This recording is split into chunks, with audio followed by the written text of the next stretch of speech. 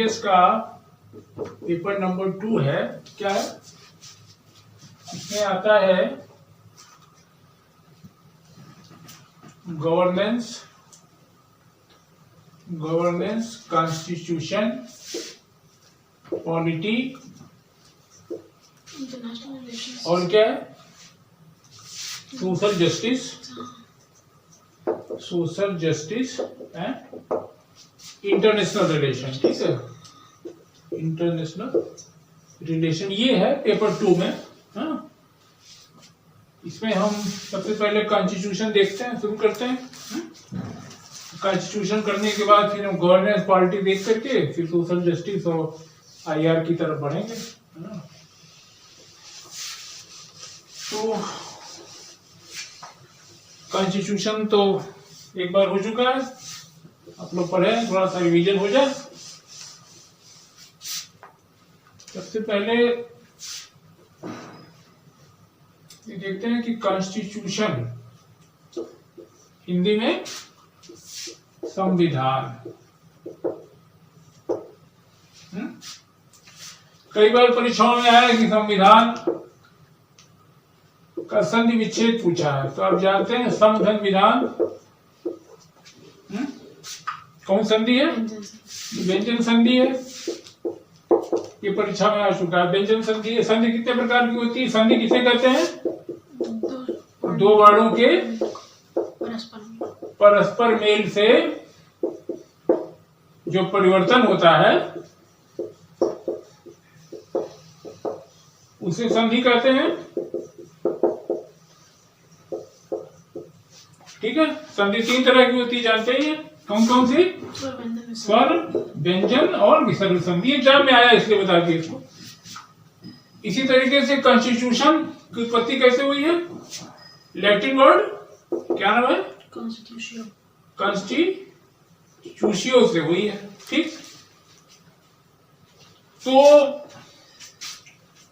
संविधान, ये सवाल कई बार आ चुके हैं इसलिए इसको हम लोग देख लिए। कौन सी संधि विच्छेद है? संविधान का संधि विच्छेद समधन विधान, और इंग्लिश में कॉन्स्टिट्यूशियो शब्द लैटिन शब्द से बना है। कॉन्स्टिट्यूशन और लैटिन आप जानते हैं एक भाषा है कि लैटिन नहीं है, लैटिन है। और लैटिन भाषा जो है की उत्पत्ति लेटियम डिस्ट्रिक्ट है, लेटियम डिस्ट्रिक्ट से हुई है, इसलिए इसका नाम जो है लैटिन पड़ा। लैटिन वही है जहां की रोमुलस ने जो है रोम की स्थापना की थी। ये छोटी सी बात आप जान लें लैटिन के बारे में। और लैटिन एक क्या कहते हैं उसको, प्रोटो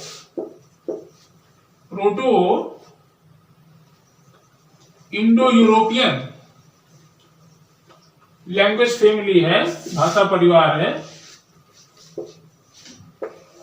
उसी से निकली है। और लैटिन और संस्कृत, आपको जानना चाहिए कि लैटिन और संस्कृत जो है आपस में बहने हैं, दे आर सिस्टर्स। और जिस तरह से हिंदी में संस्कृत से ढेर सारी शब्दावलियां ली गई हैं, उसी तरीके से लैटिन से जो है बहुत सारे शब्द, और लैटिन और संस्कृत में बड़ी समानता है। जब हम पढ़ने लगेंगे फिलोलॉजी, भाषा विज्ञान, तो हम इसको डिटेल से देखेंगे कि ये इसमें कितनी समानता है और इसका उद्भव, इसका ओरिजिनेशन कैसे हुआ है, ये हम जब फिलोलॉजी पढ़ेंगे अभी तो देखेंगे। तो लैटिन भाषा के बारे में थोड़ा हम जान लें कि जो लैटिन संस्कृत बहने हैं, और लैटिन भाषा भी ऐसे ही आज एक मृत भाषा हो गई है। जिस तरीके से संस्कृत है काफी सीमित होकर के रह गई है, उसी तरीके से लैटिन है। लेकिन ये कैथोलिक, आप जानते हो ना कैथोलिक क्या है? ये धर्म भाषा है, और वेटिकन सिटी की राजभाषा के रूप में अभी थोड़ा बहुत प्रचलित है। तो ये हल्का फुल्का विषय लैटिन के बारे में। और हम देखते हैं संविधान।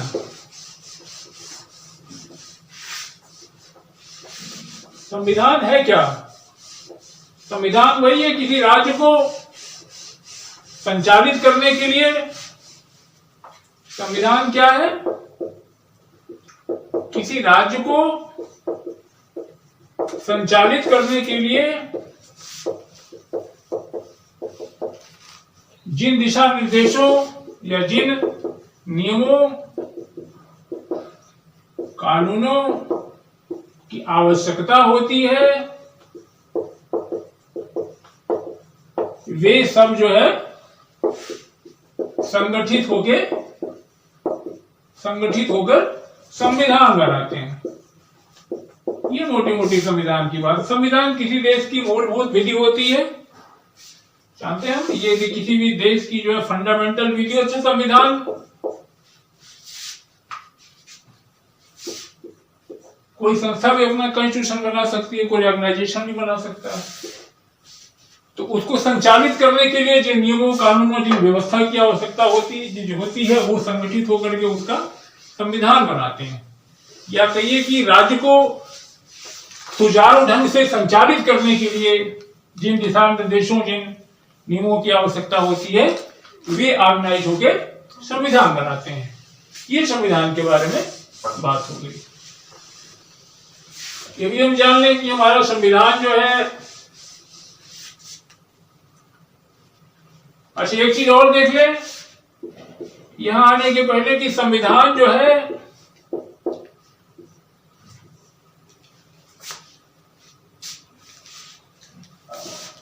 कई तरीके के होते हैं। लिखित संविधान हो सकता है, अलिखित संविधान हो सकता है। संविधान इसी तरीके से कठोर और लचीला संविधान, फ्लेक्सिबल, रिजिड या फ्लेक्सिबल, ये नेचर के आधार पे, ये लिखित अलिखित। तो शासन व्यवस्था चलाने के लिए, शासन व्यवस्था जब से शुरू हुई तब से संविधान तो रहा ही होगा, क्योंकि राज्य के संचालन के लिए, उस तंत्र के संचालन के लिए कोई ना कोई कानून रहे होंगे, चाहे वो लिखित रहे हों चाहे अलिखित रहे हों। तो संविधान तो बहुत पहले से रहा होगा। और हम देखते हैं कि संविधान, रिटन कॉन्स्टिट्यूशन, अनरिटन। अब देखें कि ब्रिटेन में आधुनिक संविधान की जननी ब्रिटेन को कहा जाता है। सबसे पहले आधुनिक संविधान जो है कहां लिखा गया? ब्रिटेन में लिखा गया, यूके में। लेकिन वहां का संविधान क्या है? अलिखित है, अनरिटन है, अलिखित संविधान है। वहां जो अच्छी परंपराएं हैं कानून के रूप में उनका पालन किया जाता है। इसका मतलब सिर्फ यही है कि सारे नियमों को एक जगह एक पुस्तक में कोडिफाई करके संविधान नहीं बनाया गया है। संविधान जो परंपराएं स्थापित हैं उन्हीं अच्छी परंपराओं के आधार पर देश चलाया जाता है। तो अगर हम देखें तो ब्रिटेन का संविधान एक अलिखित संविधान है। और ऐसे ही संविधान होता है जो निर्मित होता है या विकसित होता है। निर्मित संविधान का मतलब क्या है कि जहां कोई संविधान सभा बैठती है, कोई कॉन्स्टिट्यूशन असेंबली बैठती है, बनाती है, ठीक। विकसित संविधान का मतलब जैसे ब्रिटेन का संविधान है, परंपराओं से विकसित हुआ है। भारत का संविधान क्या है? लिखित संविधान, रिटन कॉन्स्टिट्यूशन है। और ब्रिटेन का अलिखित है, अनरिटन कॉन्स्टिट्यूशन है। हमारा संविधान रिजिड और फ्लेक्सिबल दोनों के बीच का है। आप जब बता चुके हैं यूके का संविधान जो है क्या है? फ्लेक्सिबल है। यूएसए का रिजिड है। रिजिड का मतलब जिसमें अमेंडमेंट करना मुश्किल होता है, अमेंडमेंट कठिनाई से होता है। तो ये संविधान के प्रकार, इसमें जब हम पॉलिटी में पढ़ेंगे तो और डिटेल से पढ़ेंगे। तो लिखित, अलिखित, कठोर, नम्य, विकसित और निर्मित। और अगर हम देखें तो अलिखित संविधान कहां है? अलिखित अनरिटन कॉन्स्टिट्यूशन जो है, अनरिटन कॉन्स्टिट्यूशन ब्रिटेन के अलावा भी कहां है? ब्रिटेन के अलावा जैसे न्यूजीलैंड में भी है, इजराइल में है, और कहां? सऊदी अरेबिया में, और कहा ओमान में।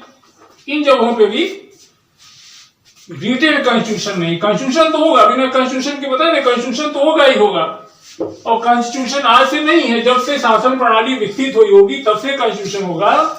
आज आधुनिक अर्थों में संविधान की जब बात होती है तो बात होती है कि जनता के द्वारा एक कॉन्स्टिट्यूशनल असेंबली बनाई जाती है और वो बैठ करके अपने देश के लिए संविधान बनाती है। उसका असर इससे है, नहीं तो क्या इजराइल में, यूके में, ओमान में, सऊदी अरेबिया में, न्यूजीलैंड में अगर अनरिटन कॉन्स्टिट्यूशन है, लेकिन कॉन्स्टिट्यूशन में बता दिया ना, क्लियर हो गया कि संविधान होते हैं, अलिखित संविधान भी होते हैं। वहां जो सुस्थापित, जो स्टेबलाइज्ड, वेल स्टेबलाइज्ड ट्रेडिशंस होती हैं उनको फॉलो किया जाता है। संविधान तो होगा लेकिन सारे नियमों कानूनों के एक पुस्तक में लिख करके संविधान का नाम दे दिया जाए, ऐसा नहीं होता। तो उसे कहते हैं कि वहां का कॉन्स्टिट्यूशन अनरिटन कॉन्स्टिट्यूशन है। और अगर देखें तो सबसे पहली जो विधि की संहिता है, विधि संहिता, वो कौन सी है? Hammurabi code. हम्मुराबी कोड सबसे पुराना कोड है, हम्मुराबी कोड। उस समय भी संविधान था, शासन चलाने के लिए जो प्रणाली, कार्य प्रणाली थी। हम्मुराबी जो है ये बेबीलोन के 6वें शासक थे। हम्मुराबी साहब, इन्होंने जो है, ये शायद कब की बात है? 1454 की, 1754 की बात है। 1754 बीसी, सोचिए इसकी 1700 से 1800 बीसी के बीच हम्मुराबी ने एक कोड बनवाया था, जिसे हम्मुराबी कोड कहते, एक विधि संहिता बनवाई थी। ये 1920 में जो है ईरान से इसको पाया गया कि ये, और ये पेरिस के म्यूजियम में रखा हुआ है। ये हम्मुराबी ने एक कोड बनाया था, विधि संहिता बनाई थी, जो बड़ी डिटेल थी। उस समय की ट्रेड के बारे में, टैक्स के बारे में, और उस समय की जो दंड व्यवस्था थी, न्यायिक व्यवस्था थी, जुडिशियल सिस्टम के बारे में काफी डिटेल है। 285 नियम है इसमें, 25 नियम हैं जो डिटेल में। सोचिए उस समय हम्मुराबी ने जो है अपने विशाल साम्राज्य पे शासन करते समय एक कोड बनाया था, और ये कोड एक ब्लैक स्टोन पे, एक अंगुली के आकार का काला पत्थर है, उसी पे उत्कीर्ण किया गया था। उसी पे हिंदी में क्या उत्कीर्ण है। तो ये सबसे पुराना कोड है। ये कहां है? ये कहां है? हम्मुराबी। ये कहां है? बेबीलोन में है। ओल्डेस्ट कोड जो है, सबसे पुरानी विधि संहिता जो मिली है, वो बीसी 17वीं 1700-1800 शताब्दी की है, और जो एक ब्लैक स्टोन पे इंग्रेव्ड है। और ये बेबीलोन जानते हैं कहां है? ये इराक में है। आज का इराक जो है, इराक में है बेबीलोन।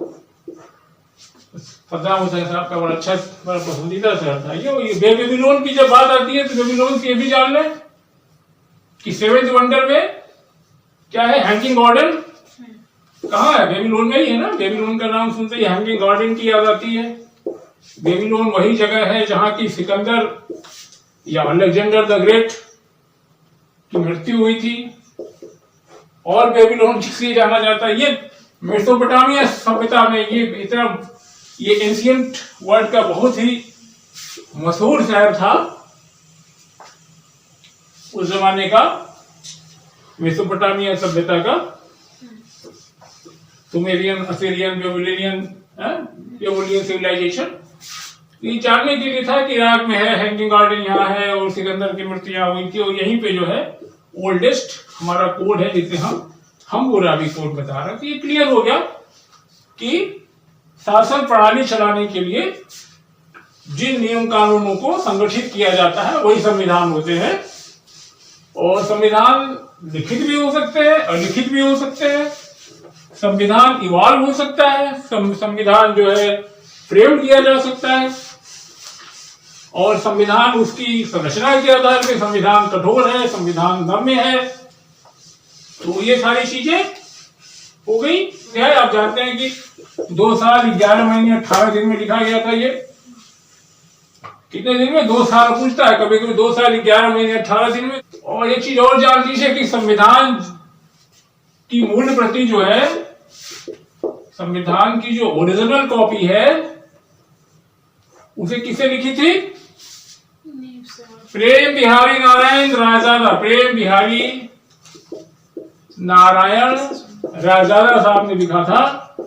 और ये उस समय कैसे लिखा गया था? जिनीव और होल्डर से उन्होंने लिखा था। ये इनका रायजादा साहब का कैलीग्राफी का खानदानी पेशा था, खानदानी कैलीग्राफर थे ये लोग। और उन्होंने बड़े सुंदर इटैलिक डिजाइन में ओरिजिनल कॉन्स्टिट्यूशन हमारा लिखा और 6 महीने का समय लिया था इन्होंने। इसको लिखने में 6 महीने का समय लगा था। और इसके लिखने की जो फीस है इन्होंने नहीं ली थी। इन्होंने कहा था कि ये हर पृष्ठ पे अपना नाम लिखेंगे और अपने आप और आखिरी पृष्ठ पे अपना और अपने दादाजी दोनों का नाम लिखेंगे। तो ये एक फैक्ट है, ये आ सकता है कि संविधान जो है प्रेम बिहारी नारायण रायजादा कैलीग्राफर थे, इन्होंने उसको लिखा था अपने नींव होल्डर से। ओरिजिनल कॉन्स्टिट्यूशन की बात हो रही है जो इस समय हीलियम के चैम्बर में रखा हुआ है। और इस पे सुंदर चित्रकारी किसने की है? इसमें जो सुंदर चित्रकारी जो है, पेंटिंग किसने की है? बताया था किसने की है? नंदलाल बोस। नंदलाल बोस मुंगेर के रहने वाले थे। ये हम निम्नाथ स्कूल से पढ़े थे, पंडित नेहरू से मुलाकात हो गई थी। उन्होंने कहा था कि भी भारतीय संविधान में कुछ योगदान करना चाहते हैं। कि नंदलाल बोस ने जो है ये जो अध्याय हमारे हैं इन सारे की सुंदर चित्रकारी की है। और मूल अधिकार वाले पेज पे त्रेता युग में के श्री रामचंद्र का चित्रण है जो कि लंका से विजय करके सीता के साथ वापस आ रहे हैं। इसी तरीके से डीपीएसटी वाले पे श्री कृष्ण भगवान का उपदेश है। यानी कहने का मतलब ये चित्र जो है भारत की सांस्कृतिक यात्रा के पड़ाव है कि जानना चाहिए कि इसकी चित्रकारी किसने की? नंदलाल बोस ने की। लेकिन एक फैक्ट यहां और है कि जो प्रियम्बल वाला भाग है, कौन सा भाग है? प्रियम्बल वाला भाग, उसकी चित्रकारी, उसकी पेंटिंग सजावट का काम किसने किया था? नंदलाल बोस ने नहीं किया था। किसने किया था? राम मनोहर सिन्हा ने किया था। राम मनोहर सिन्हा जी ने किया था। ये इनके शिष्य थे, राम मनोहर सिन्हा ने किया था। तो क्लियर हो गया कि मूल संविधान प्रेम बिहारी नारायण रायजादा ने लिखा, चित्रकारी सारी नंदलाल बोस ने की, लेकिन प्रियम्बल वाला भाग उनके शिष्य राम मनोहर सिन्हा ने किया। और अब हम आते हैं संविधान के इंडेक्स के बाद जो पहला अध्याय आता है, जहां लिखा है ऊपर भारत का संविधान और नीचे लिखा है, क्या लिखा है? ये नहीं बताऊंगा क्या लिखा है। इंग्लिश में लिखा है कॉन्स्टिट्यूशन ऑफ इंडिया और नीचे लिखा है इधर प्रियम्बल। ठीक, ये है। अच्छा, किसी भी संविधान की किसी भी एक्ट के पहले जो उसकी प्रस्तावना होती है, दी जाती है, जो बताती है कि उस एक्ट के भीतर क्या है, ऐसे ही संविधान का जो प्रियम्बल है वो बताता है उन कि संविधान निर्माताओं ने जिन आदर्शों को लेकर के, जिन आकांक्षाओं के साथ संविधान की रचना की है, उसकी पूरी तफसील देता है। ये एक दर्पण है, आत्मा है, कुंजी है सुप्रीम कोर्ट की भाषा में। संविधान निर्माता के विचारों को जानने की कुंजी है, संविधान की आत्मा है, संविधान का दर्पण है। यहां से खड़ा होकर के पूरे संविधान को देखा जा सकता है। ये हमारे उन आदर्शों और आकांक्षाओं का प्रतिरूप है, जैसा कि जस्टिस सुब्बाराव जी ने कहा था। तो ये बात है। तो उद्देशिका का संविधान में महत्व इसीलिए है कि ये संविधान के आदर्शों का जो है वर्णन करता है। और ये उद्देशिका, अब यहां मैं ये कहना चाह रहा था कि जो प्रियम्बल है, प्रियम्बल का जो अथॉरिटेटिव हिंदी अनुवाद देता है संविधान, वो उद्देशिका देता है, प्रस्तावना नहीं है। अगर एग्जाम में आ जाए ये सवाल कि प्रियम्बल का हिंदी पाठ है ए क प्रस्तावना, ख उद्देशिका, ठीक, ग आरंभिका, घ और कुछ क्या कह सकते हैं, परिचय। तो ध्यान रखिएगा कि इसका जो है प्रस्तावना बार बार हम यूज करते हैं। ये प्रियम्बल का अथॉरिटेटिव हिंदी ट्रांसलेशन संविधान उद्देशिका उपलब्ध कराता है। ठीक, एक फैक्ट ये ध्यान रखने का है कि ये इसका शुद्ध हिंदी अनुवाद प्रियम्बल का संविधान का जो हिंदी प्राधिकृत पाठ है वह उद्देशिका उपलब्ध कराता है। अब हम पढ़ते हैं उस उद्देशिका को, आज हिंदी में पढ़ते हैं। उद्देशिका क्या कहती है? उद्देशिका कहती है हम भारत के लोग, आगे भारत को संपूर्ण प्रभुत्व संपन्न, ठीक, समाजवादी, पंथ निरपेक्ष, लोकतंत्रात्मक गणराज्य बनाने तथा उसके समस्त नागरिकों को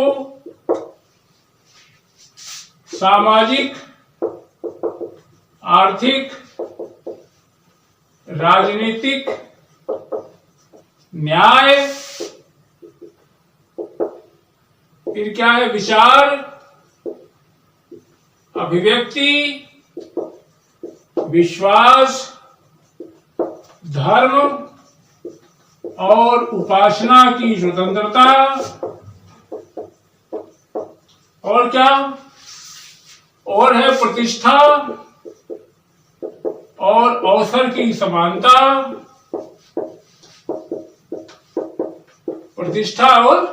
की समानता, प्राप्त कराने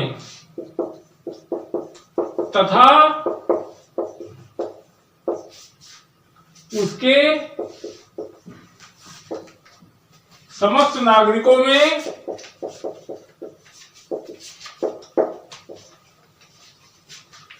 व्यक्ति की गरिमा एवं राष्ट्र की एकता और अखंडता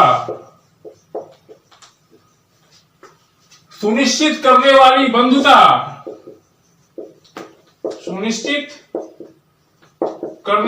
बंधुता बढ़ाने हेतु क्या है, उसके बाद दृढ़ संकल्प होकर आज इस संविधान सभा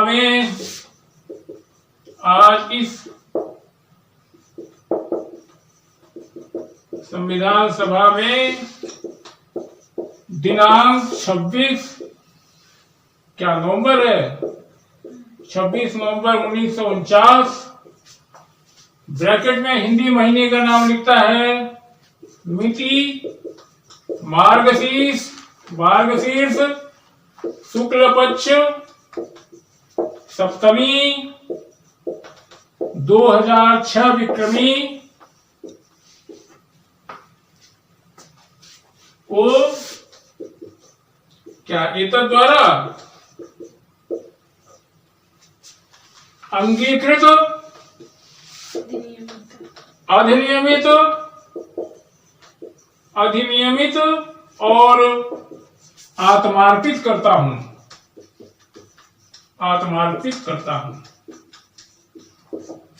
यही है आपका प्रस्तावना। और प्रस्तावना नहीं उद्देशिका। शुद्ध पाठ इसका उद्देशिका। ये मैंने लिख दिया इसको, ठीक है। ये है हम भारत के लोग भारत को संपूर्ण प्रभुत्व संपन्न समाजवादी पद्धनिरपेक्ष लोकतंत्रात्मक गणराज्य बनाने तथा इसके समस्त नागरिकों को सामाजिक आर्थिक राजनीतिक न्याय विचार अभिव्यक्ति विश्वास धर्म और उपासना की स्वतंत्रता प्रतिष्ठा और अवसर की समानता प्राप्त कराने तथा उसके समस्त नागरिकों में व्यक्ति की गरिमा राष्ट्र की एकता और अखंडता सुनिश्चित करने वाली बंधुता बढ़ाने हेतु दृढ़ संकल्प होकर राज्य संविधान सभा में दिनांक 26 नवंबर 1949 मिति मार्ग शीर्ष शुक्ल पक्ष सप्तमी 2006 विक्रमी कुवैत द्वारा अंगीकृत अधिनियमित और आत्मार्पित करता हूं। ये है। इंग्लिश में आप ही जानते हैं क्या है ये? सॉवरिटी सोशलिस्ट क्या है? सॉवरिन है और क्या है? Socialist secular democratic Republic. ठीक। अब इसमें जो महत्वपूर्ण बातें हैं, ये तो इतना सुंदर लिख गया, इसको मिटाने का मन नहीं कर रहा, लेकिन मिटाते हैं फिर देखेंगे, ठीक है। अब इसको हम देखते हैं कि करके कि इसमें है क्या क्या। इसमें इतनी गलियां इतनी चौराहे हैं, जिसको रामचंद्र शुक्ल जी कहते हैं, क्या कहते हैं? विचारों का सूत्र। जिधर से पकड़ेंगे उधर से आगे बढ़ते चले जाएंगे।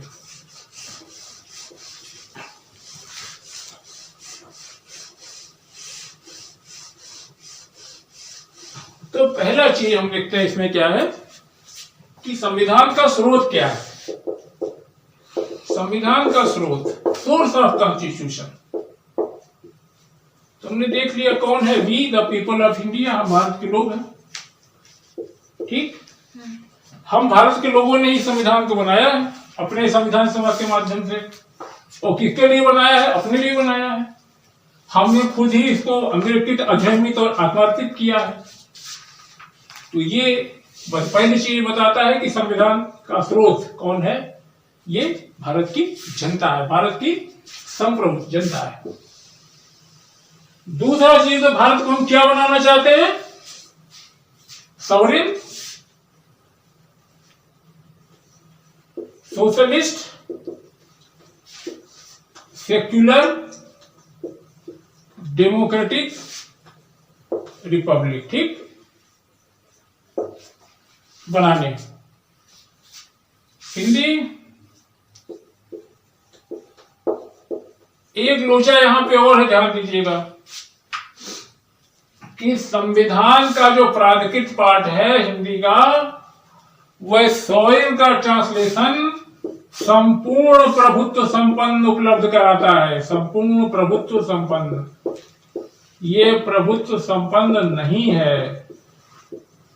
ठीक है, ये ध्यान रखने की चीज है हमेशा कि जो अथॉरिटेटिव टेक्स्ट है हिंदी का, वो सॉवरेन का अनुवाद हमको क्या देता है? संपूर्ण प्रभुत्व संपन्न, प्रभुत्व संपन्न नहीं, संपूर्ण प्रभुत्व संपन्न। ठीक। और एग्जाम में ये क्रम बार बार आता है, ये टेढ़ा करके दे देगा। यहां से ये सवाल आप अपना क्वेश्चन बैंक उठा के देखेंगे कि सवाल कम से कम 20 बार आया हुआ यही सवाल। इसका क्रम दे देगा, ये चेंज कर देगा, सोशलिस्टिक, सॉवरेन, सोशल डेमोक्रेटिक। तो इसको याद रखना जरूरी है। इसका क्रम क्या था? पहले सॉवरेन है, फिर सोशलिस्ट है, फिर डेमोक्रेटिक है, रिपब्लिक है। और हिंदी में संपूर्ण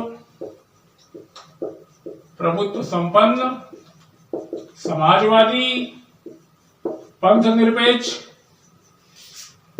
लोकतंत्रात्मक। ध्यान रखिएगा, ये लोकतांत्रिक नहीं है। जो अथॉरिटेटिव टेक्स्ट है वो लोकतंत्रात्मक शब्द उपलब्ध कराता है हिंदी का। लोकतंत्रात्मक गणराज्य। ठीक। ये सवाल बार बार आता है एग्जाम में कि इसका क्रम लगाइए। ठीक है। और एक चीज और इसी में घुमा देता है, जैसे एक बार दिया कि 1975 में याद दे देगा क्या कि मूल संविधान में या दे देगा 26 नवंबर 1949 को या 26/1/1950 को ये चारों डेट दे देगा। ये हर तरह से एग्जाम में आया है। या लिख देगा कि ओरिजिनल कॉन्स्टिट्यूशन, हमको याद रहता है कि संपूर्ण समाजवादी पद्धति लोकतांत्रिक गणराज्य, या हम रट लिए हैं कि 3 सॉवरेन सोशलिस्ट डेमोक्रेटिक रिपब्लिक। लेकिन ये ध्यान नहीं जाता है कि ये समाजवादी पंथ निरपेक्ष ये 42वें संविधान संशोधन द्वारा 1976 में जोड़े गए।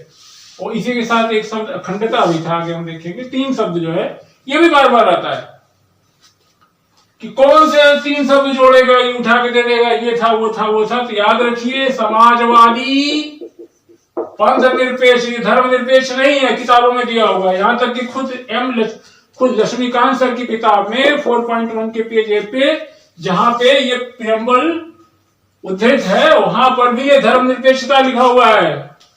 तो इसे करेक्ट कर लीजिए आप लोग कि ये 6th एडिशन है लक्ष्मीकांत जी का। इसमें तो ये शब्द अगर ये लोग सोचेंगे किताब में था तो हमने लिख दिया, ये पंथ निरपेक्ष है, लोकतंत्रात्मक गणराज्य है। ठीक, तो ये हमें ध्यान रखना होगा कि जब कभी ये बात हो कि 1975 या मूल संविधान 26 नवंबर 1949 या 26 जनवरी 1950, तो हमें वहां ध्यान रखना होगा कि ये समाजवादी और पंथ निरपेक्षता ये 2 साहब नहीं थे। तब हम लिखेंगे संपूर्ण प्रभुत्व संपन्न लोकतांत्रिक गणराज्य। मूल संविधान में यही था ना, क्या था, सॉवरेन डेमोक्रेटिक रिपब्लिक था। ये 2 शब्द साहब सोशलिस्ट और क्या था, ये समाजवादी और क्या था, पंथ निरपेक्ष, ये बाद में जोड़े गए। तो ये ध्यान रखने की चीज है, ये कई बार आ चुका है, इसलिए मैं बता दे रहा हूं। इस चीज को करते समय हम लोग इसको ध्यान रखेंगे कि 1976 में ये 2 शब्द ऐड किए गए थे। अगर उसके पहले की स्थिति बनती है, ये आता है कि मूल संविधान में कितने हैं, या 26 नवंबर को 1949 को कितने थे, या 26 जनवरी 1950 को कितने थे, तो हमें ध्यान रखना होगा कि उस समय सिर्फ 3 थे। कौन थे, सॉवरेन और क्या था, डेमोक्रेटिक रिपब्लिक। ये सवाल बार बार आए हैं, इसका क्रम बार बार आया है, तो इसे जो है ध्यान रखना जरूरी है। हम जानते हैं कि 42वें संविधान संशोधन द्वारा 1976 में 3 शब्द इसमें जोड़े गए थे, समाजवादी, पंथ निरपेक्ष और अखंडता। ये 3 शब्द जोड़े गए थे। और एक सवाल आ रहा है कि 3 शब्द 3/1/1977 से संविधान में सम्मिलित किए गए थे। ये संविधान संशोधन हुआ था, लेकिन लागू 3/1/77 के बाद ये डेट भी एग्जाम में आया है, तो ये याद रखना जरूरी है। तो अब हम थोड़ा थोड़ा देख लें कि ये सॉवरेन क्या है। संपूर्ण प्रभुत्व संपन्न, ये क्या है। संपूर्ण प्रभुत्व संपन्न का मतलब है कि भारत आंतरिक और बाह्य रूप से किसी के अधीन नहीं है, उसके ऊपर किसी विदेशी सत्ता का कोई नियंत्रण नहीं है, वह अपनी आंतरिक व बाह्य नीति दोनों बनाने में समर्थ है। ठीक है, भारत अपना कोई भी निर्णय, भारत संप्रभु है, भारत की जनता कोई भी निर्णय ले सकती है, उस पर किसी विदेशी सत्ता का, जैसा कि 15 अगस्त 1947 तक था, किसी शासक का कोई भी हाथ नहीं है। भारत अब स्वतंत्र है कोई भी फैसला लेने के लिए, और विदेशी सत्ता का अंत कर दिया गया है।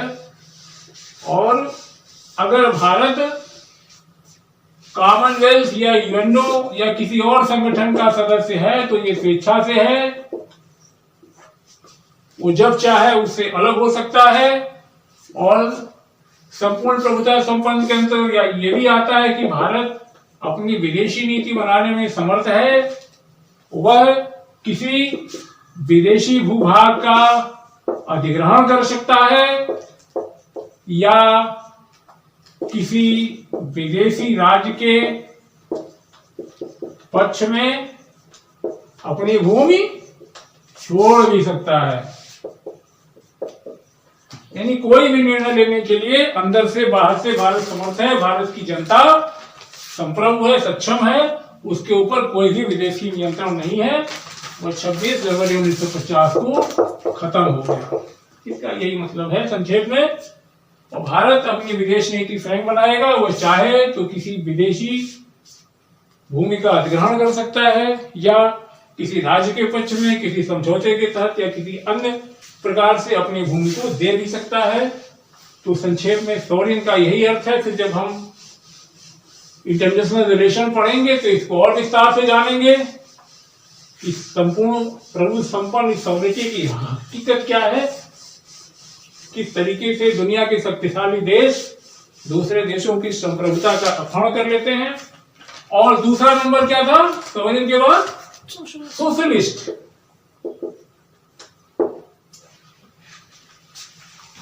ये समाजवादी शब्द जोड़ा गया 1976 में 42वें संविधान संशोधन पर।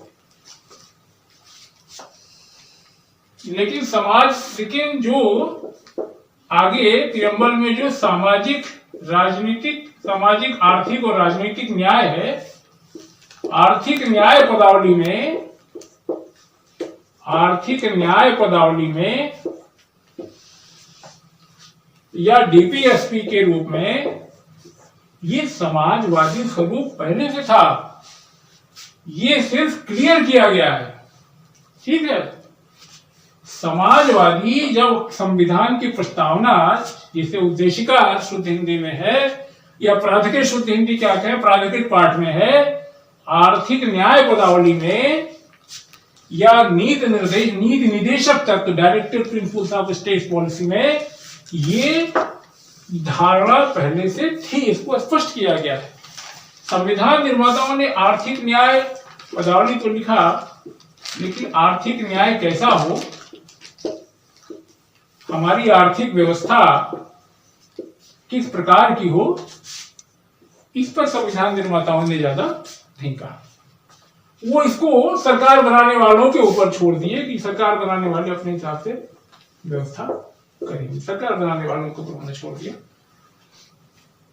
लेकिन इसके मूल तत्व डीपीएसपी में है। आर्थिक न्याय वो चाहते थे।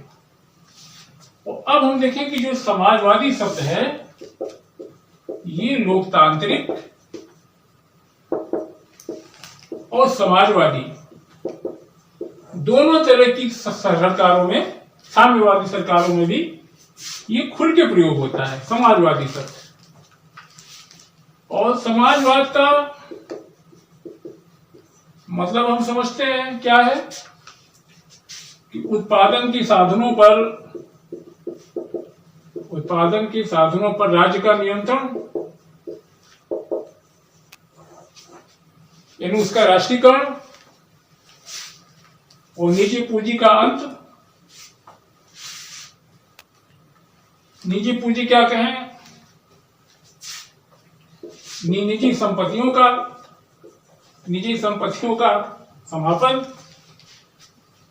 और ये समाजवाद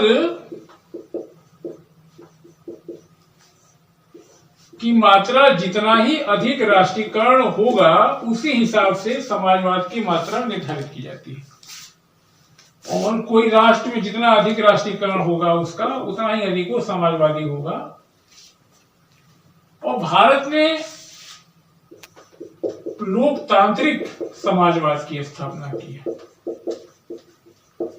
जो मिक्स्ड इकोनॉमी पे आधारित है, मिश्रित पूंजी पे आधारित है।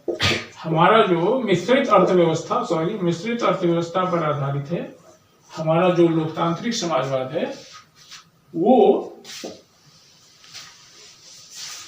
मिक्स्ड इकोनॉमी पे आधारित है। इसमें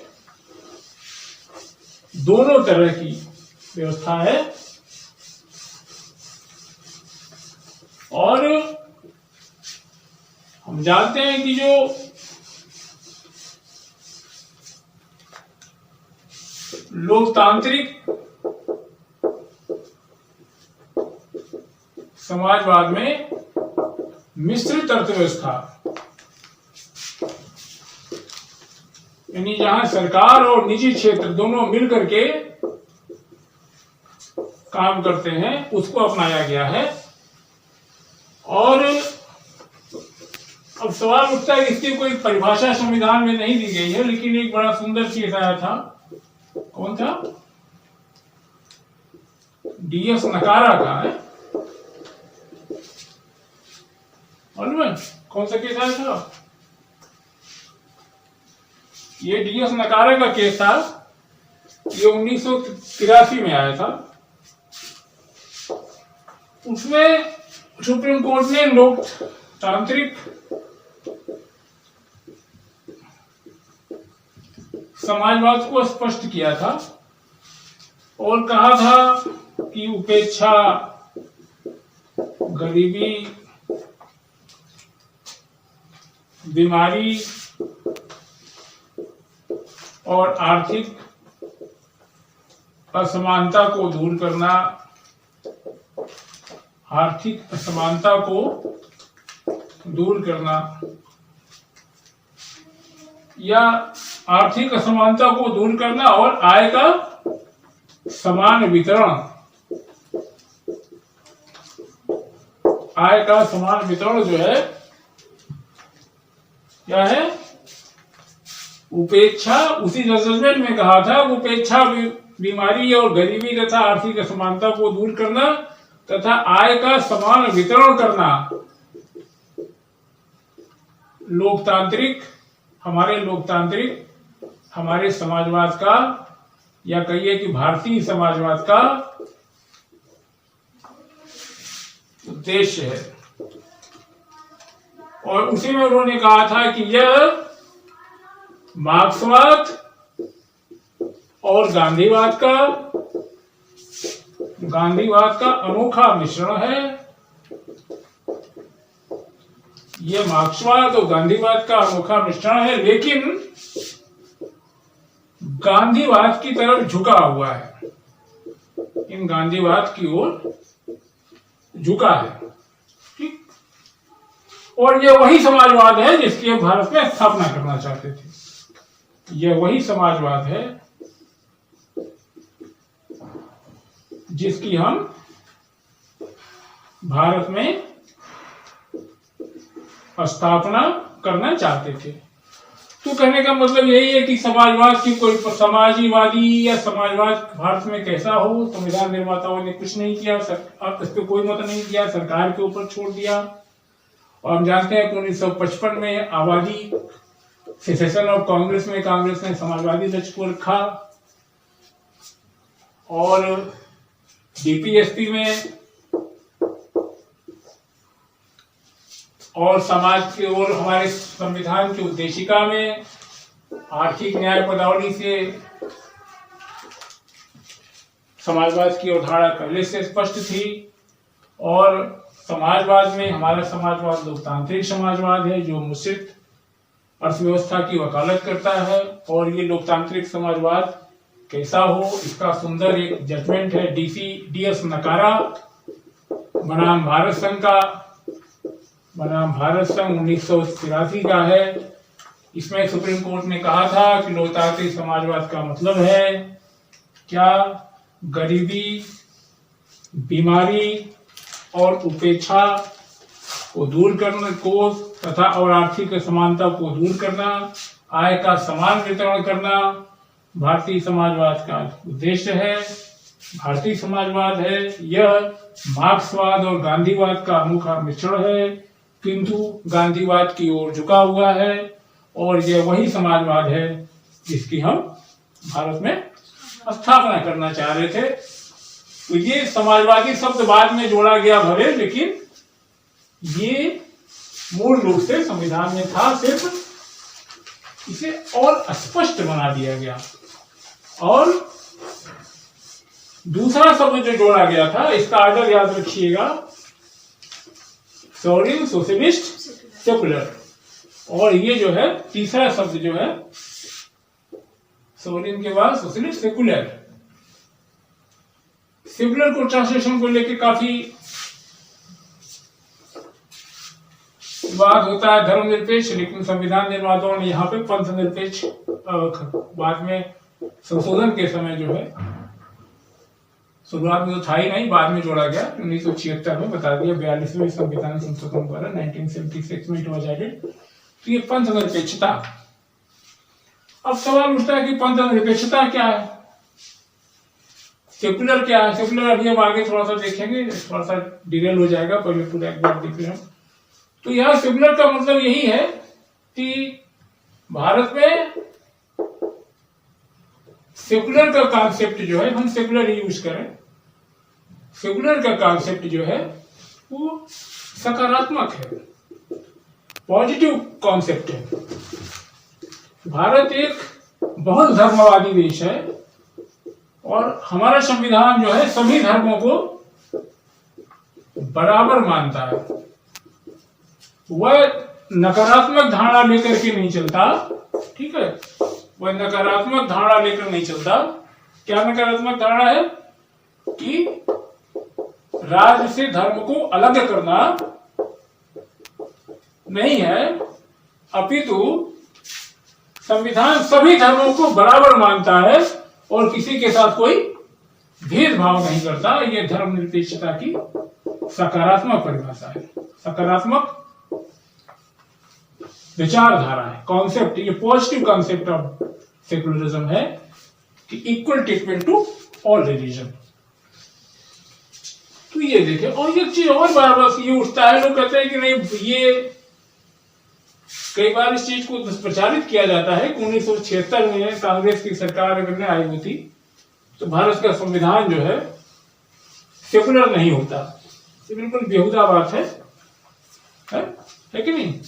भारत के संविधान में जितने भी उपबंध हैं वे सारे किसके लिए हैं? व्यक्तियों के लिए हैं या नागरिकों के लिए हैं। उसमें कहीं नागरिकों का विभाजन नहीं है, व्यक्तियों के लिए है और नागरिकों। सारे उपबंध जो पूरे संविधान में जितने भी अमूल 395 आर्टिकल था उसमें जितने भी हैं वो सारे अनुच्छेद या तो व्यक्तियों के लिए है या नागरिकों के। नागरिकों को कहीं कैटेगराइज नहीं किया जाए, बल्कि ये जरूर है कि मुख्य जगहों पे चेतावनी दे दी गई, जिसे 14 कहता है विधि के समक्ष समता, विधि के समक्ष समता और विधि के समान संरक्षण से किसी को वंचित नहीं किया जाएगा। ये 14 कहता है, ये किसी धर्म पे आधारित नहीं। 15 क्या कहता है? 15 कह सकता है कि राज्य केवल शब्द है, धर्म, मूल वंश, जाति, लिंग और जन्म स्थान के आधार पर कोई विभेद नहीं करेगा। No discrimination is made on ground of only on ground of religion, race, caste, sex और प्लेस ऑफ बर्थ। साफ साफ कहता है, धर्म उल्लेख करता है। 16 कहता है कि राज लोक निवेशन में, पब्लिक एम्प्लॉयमेंट में सभी को समान अवसर उपलब्ध कराएगा।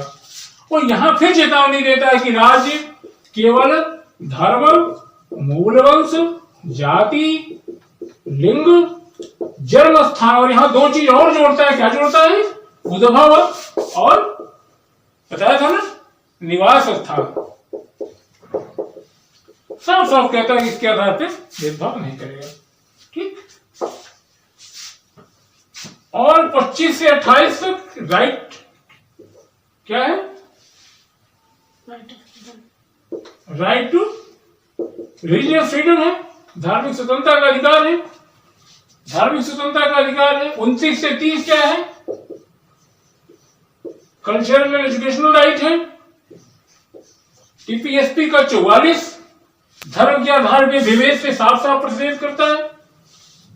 और यही नहीं,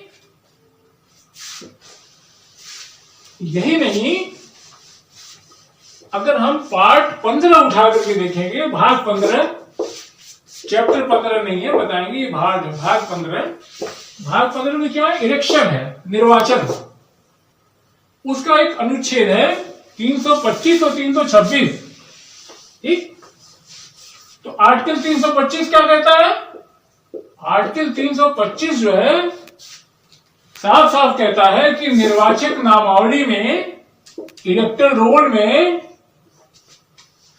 चार चीज बताता है। धर्म, ये भी कई किताबों में गलत लिखा हुआ है, अथेंटिक किताब, धर्म, मूलवंश, ये चार चीजें, धर्म, मूलवंश और क्या, जाति और लिंग, ये चार चीज है। रिलीजन, रेस, कास्ट और सेक्स, ये चार चीजें हैं। इन चार चीजों में निर्वाचक नामावली में इनके आधार पर कहता है कोई अपात्र नहीं होगा। यानी धर्म के आधार पे, यहां भी देखिए धर्म की बात, धर्म, मूलवंश, जाति, लिंग के आधार पे किसी व्यक्ति को निर्वाचक नामावली में शामिल करने से मना नहीं किया जाएगा। और आर्टिकल 26 इसी निर्वाचन में ही है, 15 अध्याय में ही, सॉरी 15 पार्ट में ही 326 क्या कहता है? 326 कहता है कि लोकसभा और विधानसभा, ठीक, लोकसभा और विधानसभा में मत डालने के लिए क्या होगा? वयस्कता ही आधार होगा, वयस्कता के आधार पर ही मतदान होगा। नहीं जो 61वें संविधान संशोधन के द्वारा 21 साल से घटा के 18 साल उम्र कर दी गई है राजीव गांधी जी के समय में, तो लोकसभा विधानसभा में वोट डालने के लिए वयस्कता ही होगा। मतलब यहां भी सिर्फ वयस्कता है, ये 18 साल, यहां भी धर्म की बात नहीं कर रहा है। तो पूरे संविधान में ये बात है कि भारत का संविधान धर्म, जाति, मूलवंश, लिंग, इन सारे आधारों पे अपने नागरिकों में कोई भेदभाव नहीं करता, बल्कि खुद आप देखें तो उद्देशिका में भी, आगे अभी देखेंगे, जो है विचार, अभिव्यक्ति, विश्वास, धर्म और उपासना की स्वतंत्रता, विश्वास है ना, विश्वास, धर्म और उपासना की स्वतंत्रता, ये क्या है? ये सिमिलर कॉन्सेप्ट है कि पंथनिरपेक्षता तो ही तो है। तो कुल मिला के कहना इतना ही चाह रहा हूं कि ये पंथनिरपेक्षता बाद में स्पष्ट करने के लिए जोड़ दी गई। ये कहना ये कोई अलग से कि किसी ने इसको अला करके संविधान की मूल भावना के खिलाफ बैठा दिया हो, ऐसा नहीं है। स्वयं उद्देशिका विश्वास, धर्म और उपासना की स्वतंत्रता की बात करता है। अब आर्टिकल 14, 15, 16, उसके बाद से 25 से 28, 29, 30, 325, 326 ये स्पष्ट रूप से धर्म का नाम लेके मनाही करते हैं।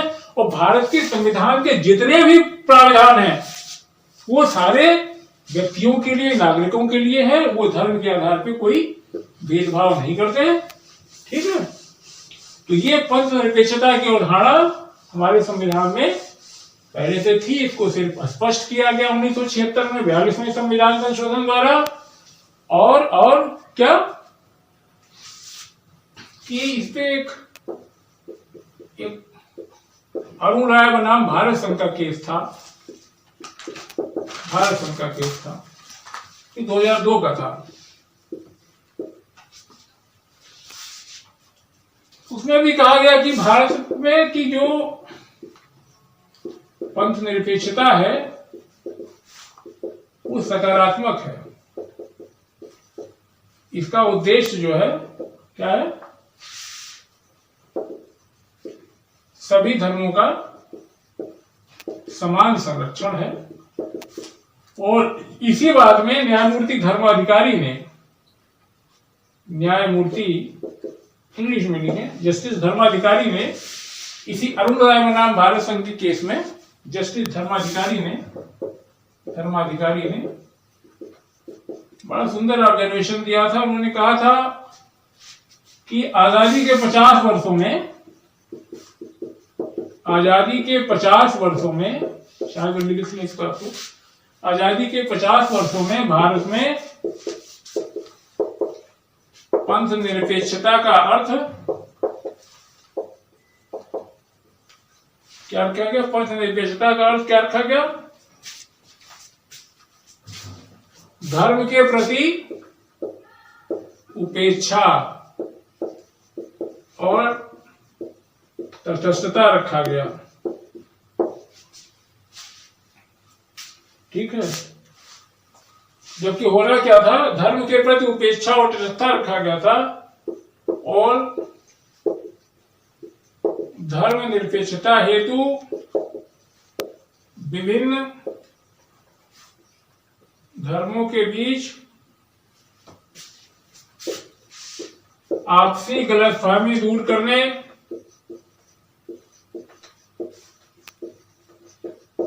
विभिन्न धर्मों के बीच आपसी गलतफहमी दूर करने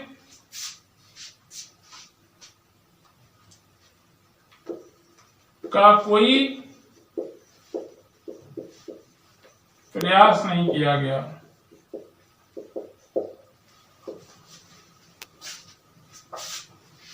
और एक दूसरे के धर्म के प्रति आदर का भाव विकसित नहीं किया गया।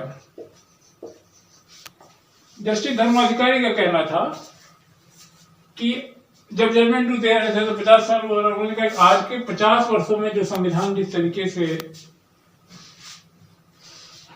कार्यान्वित हुआ उसमें धर्म निरपेक्षता, उसमें सारी पंथ निरपेक्षता का अभिप्राय धर्म के प्रति उपेक्षता और तटस्थता समझा गया। ठीक है, जबकि होना यह था कि धर्म निरपेक्षता हेतु, अच्छा उन्होंने कहा धर्म निरपेक्षता हेतु विभिन्न धर्मों के बीच जो आपसी गलतफहमी है उसको दूर करने का और एक दूसरे के प्रति आदर भाव विकसित करने का कोई प्रयास नहीं किया गया। और आगे उन्होंने कहा इस चीज को कि हमको चाहिए कि हम एक दूसरे के धर्म के बीच की आपसी गलतफहमी को दूर करें और ऐसा करें जैसे सभी धर्मों को, सभी लोगों को एक दूसरे के धर्मों का ज्ञान करावें, जिससे कि उनके बीच की जो आपसी गलतफहमी है वह दूर की जा सके और सबको दूसरे के धर्म के बारे में जानना चाहिए और उसका आदर करना चाहिए। ये बड़ी सुंदर टिप्पणी थी जस्टिस धर्माधिकारी की, ये मुझे याद आई, मैंने बता दिया। उनका ये मानना था और सही बात है कि हमें ये कोशिश करनी चाहिए कि हम एक दूसरे के धर्म के बारे में अच्छे से अच्छे जानें और उनके धर्म का सम्मान करें और जो धार्मिक गलतफहमियां एक दूसरे के खिलाफ हैं उससे हम बाहर आए, उसी से हमारे बीच में एकता और जिसे हम फ्रेटर्निटी कहते हैं, बंधुता भी बढ़ेगी। तो ये पंथ निरपेक्षता की बातें हो गई। और क्या शब्द था एक? डेमोक्रेटिक। इसका प्राकृतिक पाठ लोकतंत्रात्मक संविधान उपलब्ध कराता है। लोकतंत्रात्मक, ठीक है। डेमोक्रेटिक चर्चिल साहब की परिभाषा बहुत चलती है, क्या है? जनता की सरकार, जनता के लिए और जनता के द्वारा, ठीक, क्लियर? जनता की सरकार जनता के द्वारा और जनता के लिए, by the people, for the people, of the people, of the people, by the people, for the people, ये परिभाषा है। और ये, लेकिन आज हो क्या रहा है कि आज हम लोकतंत्र को समझते हैं बहुमत का शासन। सारी दिक्कत यही है कि हम समझते हैं ये बहुमत का शासन है, जबकि जनता का शासन है। लोकतंत्र जो है जनता का शासन है और बहुमत का शासन जनता के शासन में फर्क है। अगर किसी सरकार के पास ऐसे कुछ लोग भी हैं जो कि राजनीतिक प्रक्रिया में उसके विरुद्ध हैं या उसको वोट नहीं दिए हैं, शामिल नहीं हैं, तो तो उनको अपने मत को समझाना, बुझाना, ये लोकतंत्र का पवित्र दायित्व है। और लोकतंत्र की सारी बुराइयां इसी से जन्मी हैं कि हम इसे समझते हैं बहुमत का शासन। कुछ लोग तो खुलेआम कहते हैं कि हमको फला का वोट नहीं चाहिए, फला जाति, फला वर्ग का। इसका मतलब ही फिर लोकतंत्र हुआ ही नहीं। तो ये बहुमत का शासन, ये जनता का शासन है। और लोकतंत्र की इससे एक सुंदर परिभाषा एक है कि लोकतंत्र क्या है? एक ऐसी प्रक्रियात्मक व्यवस्था है, ये एक ऐसी प्रक्रियात्मक व्यवस्था है जिसमें जनता की क्या है? जनता की अनिवार्य सहभागिता सुनिश्चित की जाती है। ठीक, की ज्यादा अच्छी परिभाषा है। सरकार हो सकता है कि आप जैसे तमाम जनतांत्रिक देशों में होता है कि एक स्टेट स्पॉन्सर्ड ओपिनियन पोल ले लिए जाते हैं, 80-90% पता चलता है कि एक ही पार्टी खड़ी है और उसके फेवर में 90% वोट मिल जाते हैं, जो कि सबको वोट देना अनिवार्य है, फाइल की व्यवस्था है। तो सरकार चुन के बन जाती है तो कहती है नहीं, हमें तो जनता का वोट मिल गया। उसके बाद से अपने हिसाब से एग्जीक्यूटिव बनाते हैं, चलाते हैं, फिर एक जनमत संग्रह करा लेते हैं। तो कहेंगे तो कि लोकतंत्र के नाम पे जनता की सरकार है, क्योंकि जनता ने हमको अपना ओपिनियन पोल दिया है, हम जनता के द्वारा चुने गए हैं। लेकिन वास्तविक लोकतंत्र नहीं होता, बल्कि लोकतंत्र को ये कहें कि ये एक प्रक्रियात्मक व्यवस्था है जिसमें जनता की अनिवार्य और सतत सहभागिता सुनिश्चित की जाती है। तभी लोकतंत्र पूरा होगा कि ऐसी प्रक्रियात्मक व्यवस्था जिसमें जनता की अनिवार्य और सतत सहभागिता सुनिश्चित की जाती है। और लोकतंत्र की बात, लोकतंत्र हम जानते हैं प्रत्यक्ष और अप्रत्यक्ष दो तरीके का होता है, डायरेक्ट और इनडायरेक्ट। प्रत्यक्ष लोकतंत्र कहाँ? स्विट्जरलैंड में है। इस पे कैसे कंट्रोल होता है? इनिशिएशन, रिकॉल, प्लेबिसाइट और रेफरेंडम। यहाँ जनता के पास ये औजार हैं, इनिशिएटिव, प्लेबिसाइट, रिकॉल और रेफरेंडम। और इनडायरेक्ट डेमोक्रेसी, जिसे हम रिप्रेजेंटेटिव डेमोक्रेसी भी कहते हैं। रिप्रेजेंटेटिव डेमोक्रेसी दो तरह की होती है, एक पार्लियामेंट्री होती है और एक प्रेसिडेंशियल फॉर्म ऑफ होती है। हमारे यहाँ पार्लियामेंट्री फॉर्म ऑफ डेमोक्रेसी है। इसमें क्या होता है? इसमें आप जानते हैं कि जो एग्जीक्यूटिव होती है, कार्यपालिका होती है, वह विधायिका के प्रति जिम्मेदार होती है। और विधायिका स्थगन प्रस्ताव, अविश्वास प्रस्ताव, काम रोको प्रस्ताव आदि के द्वारा इस पे नियंत्रण रखती है। 5 साल के बाद चुनाव होते हैं, न्यायपालिका होती है, कानून का शासन होता है। ठीक, ये सारी चीजें, और इसको फिर हम पॉलिटी में पढ़ेंगे, ये कि अलग अलग फॉर्म्स ऑफ गवर्नमेंट कैसी है। तो ये लोकतांत्रिक व्यवस्था, और ये भारत का जो लोकतांत्रिक व्यवस्था है, ये सिर्फ पॉलिटिकल डेमोक्रेसी, राजनीतिक लोकतंत्र की बात नहीं करती है। ये राजनीतिक लोकतंत्र की बात केवल नहीं करती है, बल्कि ये क्या करता है? ये आर्थिक और सामाजिक लोकतंत्र की भी बात करती है, या करता है। भारत का संविधान जो है आर्थिक और सामाजिक लोकतंत्र की भी बात करता है, सिर्फ राजनीतिक लोकतंत्र की बात नहीं करता।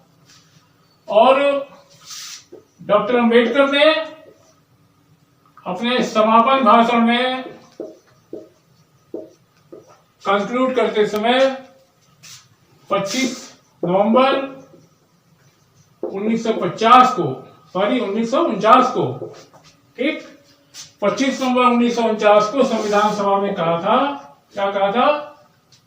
कि राजनीतिक लोकतंत्र का कोई मतलब नहीं है जब तक इसके मूल में सामाजिक लोकतंत्र न हो। डॉक्टर साहब ने साफ साफ कहा था कि राजनीतिक लोकतंत्र का तब तक कोई महत्व नहीं है जब तक कि सामाजिक लोकतंत्र न हो। और सामाजिक लोकतंत्र क्या है? सामाजिक लोकतंत्र क्या है? उसके विषय में उन्होंने कहा था कि सामाजिक लोकतंत्र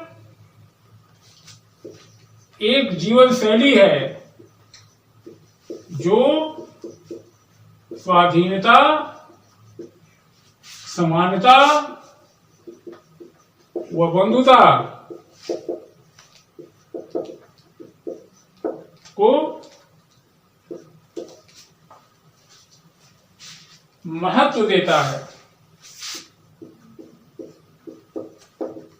यानी राजनीतिक लोकतंत्र का कोई मतलब नहीं है जब तक उसके मूल में सामाजिक लोकतंत्र न हो, और सामाजिक लोकतंत्र वह जीवन शैली है जो स्वाधीनता, समानता और बंधुत्व को में आस्था रखती है, बंधुत्व को महत्व देती है।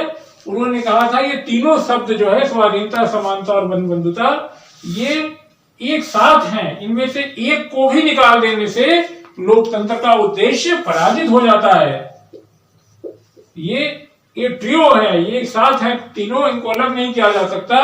स्वाधीनता के बिना समानता, समानता के बिना स्वाधीनता और स्वाधीनता, समानता के बिना बंधुत्व का कोई महत्व नहीं है। और अगर सिर्फ स्वतंत्रता होगी, समानता नहीं होगी, तो कुछ लोगों का आधिपत्य बहुत सारे लोगों पर हो जाएगा। ये कहा था मैंने।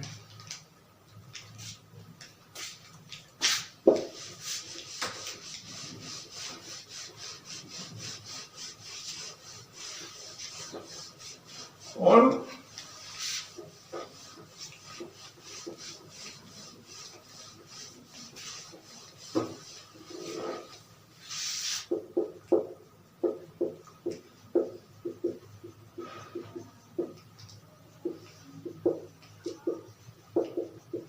उन्नीस सौ 97 में सुप्रीम कोर्ट ने अपने जजमेंट में कहा कि भारत का संविधान जो है वो एक समत्वपूर्ण सामाजिक व्यवस्था की स्थापना करता है। ठीक है,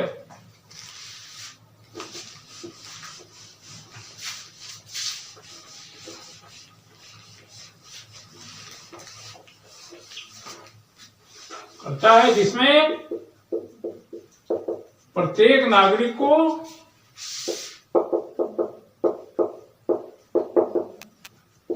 भारत के गणराज्य के भीतर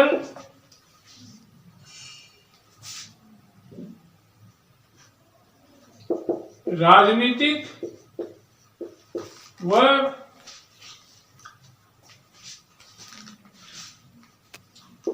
आर्थिक लोकतंत्र में सामाजिक, राजनीतिक व आर्थिक न्याय प्राप्त हो सके। ठीक, तो ये 1997 में एक सुप्रीम कोर्ट का जजमेंट था। उसमें माननीय अदालत ने कहा कि भारत का संविधान एक समत्वपूर्ण सामाजिक व्यवस्था की स्थापना करता है जिसमें प्रत्येक नागरिक को भारत के गणराज्य के भीतर राजनीतिक व आर्थिक लोकतंत्र में सामाजिक, राजनीतिक और आर्थिक न्याय प्राप्त हो सके। बड़ी सुंदर लाइन है। ठीक है, 1997 में सुप्रीम कोर्ट का ऑब्जर्वेशन था कि भारत का जो संविधान है वो एक समत्वपूर्ण सामाजिक व्यवस्था की स्थापना करता है जिसमें गणराज्य के भीतर, जिसमें भारत के गणराज्य के भीतर प्रत्येक नागरिक को राजनीतिक और आर्थिक लोकतंत्र में सामाजिक, आर्थिक, राजनीतिक न्याय प्राप्त हो सके। तो ये थोड़ा सा लोकतंत्र के बारे में और गणराज्य के बारे में देखते हैं। गणराज्य हम जानते हैं क्या होता है, रिपब्लिक। रिपब्लिक का मतलब ये हुआ कि जो हमारी पॉलिटिकल सॉवरेनिटी होती है, रिपब्लिक पॉलिटिकल सॉवरेनिटी होती है, राजनीतिक संप्रभुता वो कहाँ होती है, वो जनता के हाथ में होती है। जनता को किसी सारे विशेषाधिकार का अंत होता है। जनता में से ही कोई व्यक्ति चुन करके राज्य का प्रमुख बनता है। यानी देश के सर्वोच्च पद पे जनता में से ही कोई चुन के जाता है, वंशानुगत नहीं होता, राजा रानी जैसी कोई चीज नहीं होती। भारत के संविधान में रिपब्लिक का अर्थ है कि भारत का राष्ट्रपति 5 वर्ष के लिए अप्रत्यक्ष रूप से चुन करके आता है और वह पद देश के सारे नागरिकों के लिए है। तो इसका मतलब यही है कि वंशानुगत राज सत्ता का अंत कर दिया जाता है। कई बहुत सारी जगहों पे कॉन्स्टिट्यूशनल मोनार्ची भी है, आप जानते होंगे। गणतंत्र का मतलब ये नहीं है कि लोकतंत्र हो, गणतंत्र लोकतंत्र साथ साथ नहीं चलते। बहुत सारी जगह कॉन्स्टिट्यूशन है, डेमोक्रेसी है, लेकिन गणतंत्र नहीं है। यूके है, ब्रिटेन है, स्वीडन है, ऑस्ट्रेलिया है, न्यूजीलैंड है, आपका थाईलैंड है, भूटान है, बहुत सारे देश ऐसे हैं। न्यूजीलैंड है, लग्जमबर्ग है, तो कुवैत है।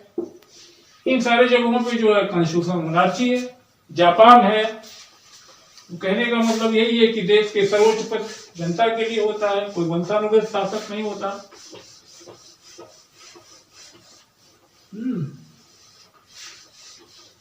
ये हो गया 3 शब्द हमारे, 5 शब्द जो थे, क्या हो गया?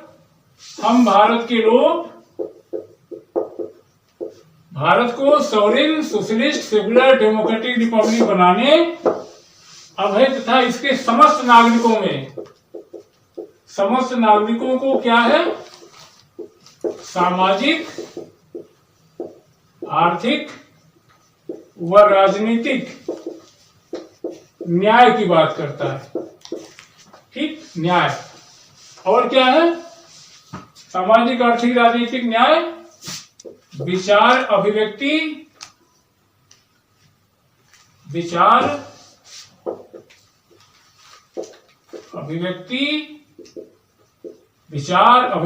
विश्वास, धर्म और उपासना की स्वतंत्रता। ये न्याय और ये स्वतंत्रता। और क्या है? प्रतिष्ठा और अवसर की समानता। प्रतिष्ठा और अवसर की समानता। ठीक है, न्याय, स्वतंत्रता, समानता दिलाने तथा उसके बाद क्या है? स्वतंत्रता प्राप्त कराने हेतु तथा उन सब में क्या है? व्यक्ति की गरिमा और राष्ट्र की एकता और अखंडता सुनिश्चित करने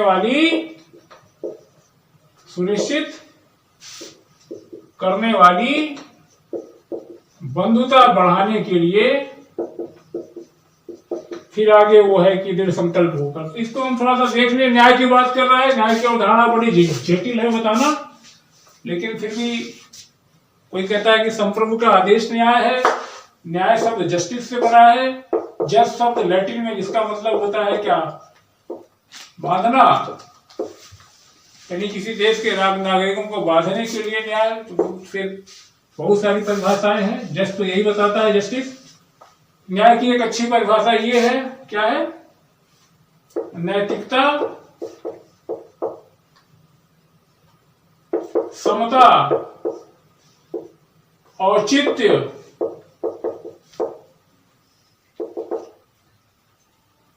नैतिकता, समता, औचित्य, धर्म, विधि और क्या है? प्राकृतिक विधि। नैतिकता, समता, औचित्य, धर्म, विधि और प्राकृतिक विधि पर ठीक होना न्याय कहलाता है। ठीक, ये न्याय की एक परिभाषा है। उसमें न जाए। सामाजिक, आर्थिक, राजनीतिक न्याय की बात हो रही है। ये बार बार एग्जाम में आता है, जान ले। एग्जाम में कहेगा आर्थिक, राजनीतिक, सामाजिक, सामाजिक, राजनीतिक, आर्थिक, ये क्रम याद रखें। Social, economical and political justice है। SEP करके याद कर ले, चाहे जैसे याद कर ले। ये क्रम कई बार एग्जाम में आ चुका है, फिर आएगा। ये 3 तरह की न्याय की बात करता है। सामाजिक न्याय हम जानते हैं क्या है कि धर्म, भाषा, जाति, लिंग के आधार पर कोई भेदभाव नहीं किया जाएगा। इसके साथ साथ सामाजिक न्याय में पिछड़े वर्गों, अनुसूचित जातियों, जनजातियों, महिलाओं को आगे बढ़ने का अधिकार देना, उनकी सुरक्षा करना भी शामिल है। आर्थिक न्याय पदावली, अभी हमने कहा आर्थिक न्याय पदावली ये समाजवाद का एक दूसरा रूप है, यानी अर्थ के आधार पे, धन संपदा आय के आधार पे किसी के साथ कोई भेदभाव नहीं किया जाएगा, ये तो है ही। लेकिन आर्थिक न्याय में ये बात भी आती है कि आय का समान वितरण, आर्थिक समता की स्थापना, आय का समान वितरण करना, संसाधनों को जो है बहुत से लोगों के लिए उपयोग करना। राजनीतिक न्याय का मतलब है, राजनीतिक न्याय तीनों एक दूसरे से जुड़े हुए हैं, यानी राजनीतिक प्रक्रिया में शामिल करने के लिए किसी के साथ कोई भेदभाव नहीं है। सबको किसी भी प्रक्रिया में निचले स्तर से लेकर ऊपर तक, राष्ट्रपति तक किसी भी राजनीतिक प्रक्रिया में भाग लेने का अधिकार है। ये तीनों एक दूसरे से जुड़े हुए हैं। आगे देखते हैं विचार और व्यक्ति स्वतंत्रता। विचार और व्यक्ति स्वतंत्रता हम देखेंगे कि फंडामेंटल राइट के 19(1)(a) में है।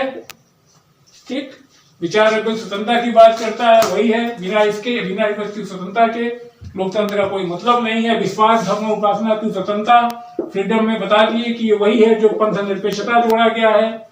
ठीक, विश्वास, धर्म और उपासना की स्वतंत्रता ये अनुच्छेद 25 से 28 तक में सन्निहित है।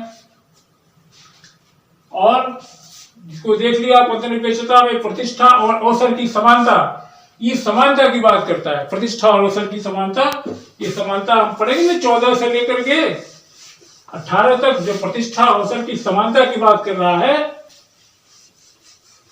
ये प्रतिष्ठा और अवसर की समानता,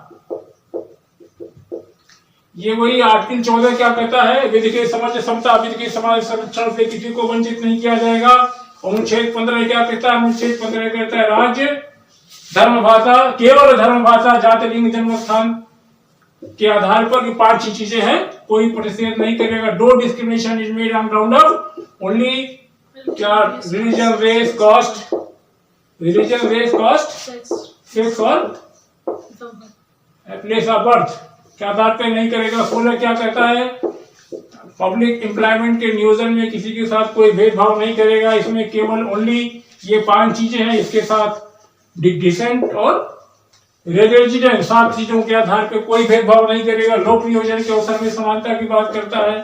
17 क्या कहता है कि अस्पृश्यता का उन्मूलन कर दिया गया है, सबको प्रतिष्ठा देने के लिए अस्पृश्यता का उन्मूलन, एबोलिशन ऑफ अनटचेबिलिटी। ठीक है, practice in any form is forbidden. अस्पृश्यता से उपजी हुई कोई भी निर्योग्यता दंडनीय अपराध होगी, ये अपराध होगी जिसे विधि द्वारा दंडित किया जाएगा। और 18 कहता है एबोलिशन ऑफ टाइटल्स, उपाधियों का अंत कर दिया गया है। कुछ लोग जो अपने नाम से ही समाज में असमानता पैदा करते थे और प्रतिष्ठा लेकर के घूमते थे, उनका भी अंत कर दिया गया है। इसी का नाम है, यही समता, प्रतिष्ठा और अवसर की समानता का मतलब यही है। और उसके आगे संविधान क्या कहता है, व्यक्ति की गरिमा, व्यक्ति की गरिमा की बात करता है। जब तक व्यक्ति की गरिमा नहीं होगी, व्यक्ति की अपनी पहचान नहीं होगी, तब तक वह राष्ट्र के निर्माण में योगदान देने से रहा। इसलिए सारे व्यक्तियों को, चाहे जिस क्षेत्र के रहने वाले हैं, अनुसूचित जाति हैं, जनजाति हैं, उनके सम्मान के विरुद्ध जितनी भी चीजें हैं उनको हटाना, व्यक्ति की गरिमा उपलब्ध कराना, जिससे कि वो भारत के संपूर्ण राष्ट्र का हिस्सा समझ करके इस देश के विकास में योगदान दे सके। ये व्यक्ति की गरिमा। और इसके आगे क्या कहता है, व्यक्ति की गरिमा और राष्ट्र की एकता और अखंडता बढ़ाने वाली बंधुता सुनिश्चित करने।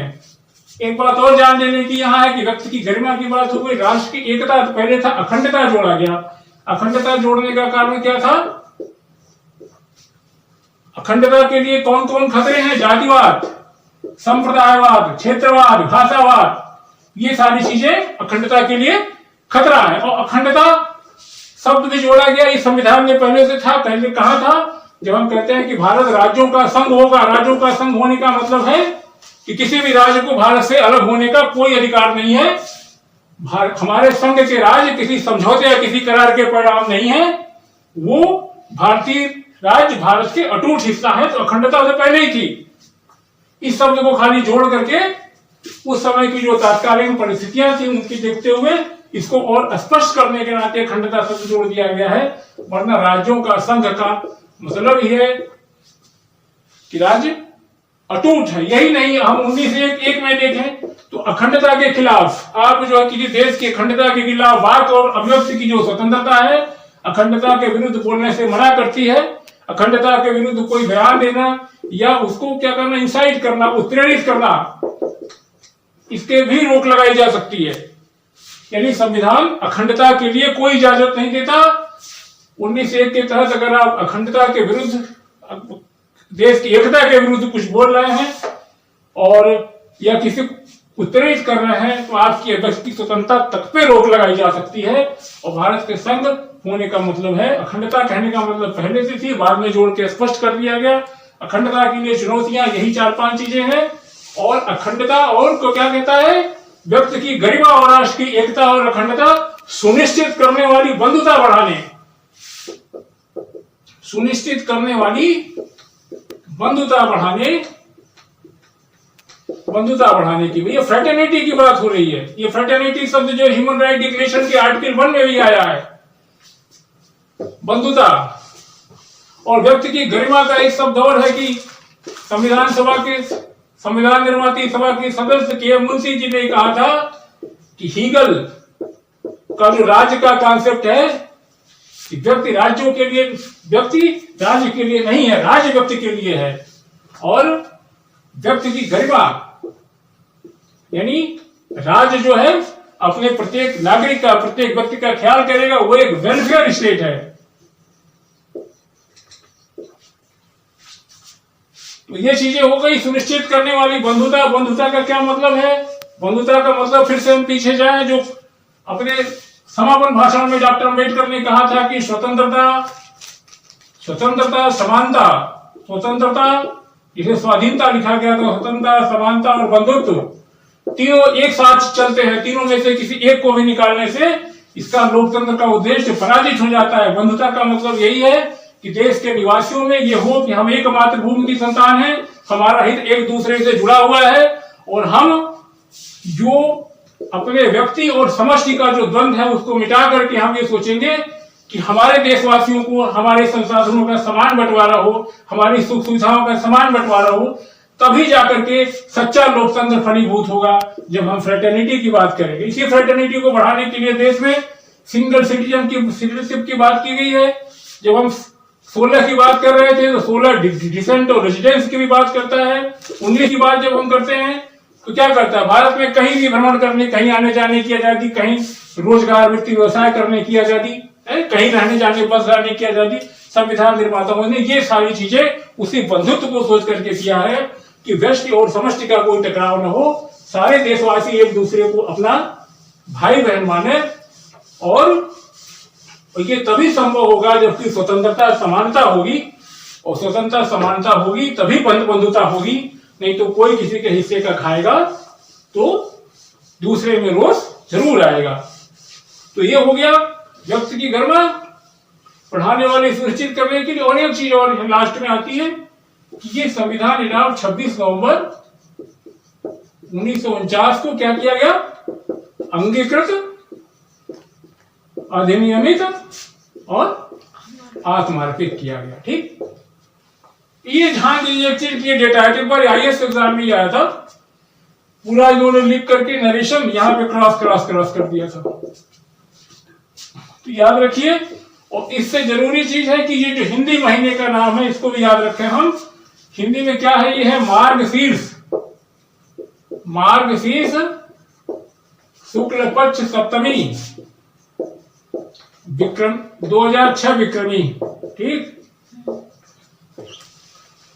दिमाग लगाने की जरूरत नहीं है, दिमाग लगाएंगे सवाल गलत हो जाएगा। तथ्य होता है, जैसे यहां बताया कि पंथ निरपेक्षता, ऊपर पढ़ रहे थे ना, हम भारत के लोग भारत को सपूर्ण करो, सपन समाजवादी, पंथ निरपेक्षता, तो वहां पंथ निरपेक्षता तो कर दिया गया, लेकिन यहाँ जो विचार, अभिव्यक्ति, विश्वास, धर्म और उपासना की स्वतंत्रता है वहां धर्म बना हुआ है।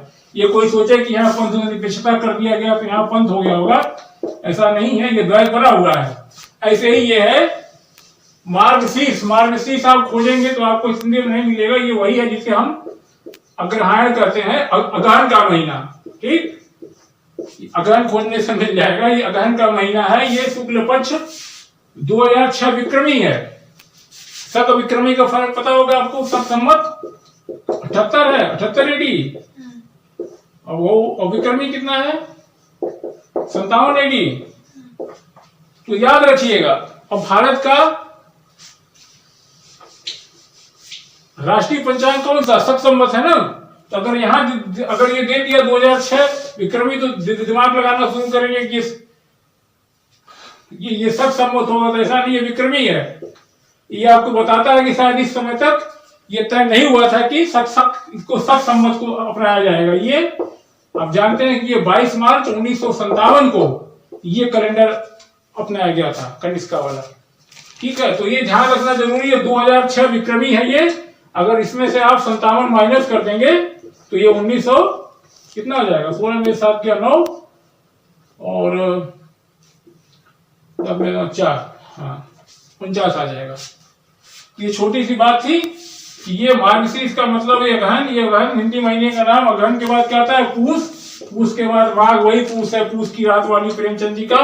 पूस की रात और माघ, वही माघ आधे माघे कंबल कांधे। और मार्गशीर्ष जो है भगवान कृष्ण का एक नाम भी है। तो ये छोटी छोटी चीजें थी, अगर एग्जाम में आ जाए तो इसको जो है कर लेंगे आप लोग। ठीक, यही थी लघुलबाब आपके प्रस्तावना की बात।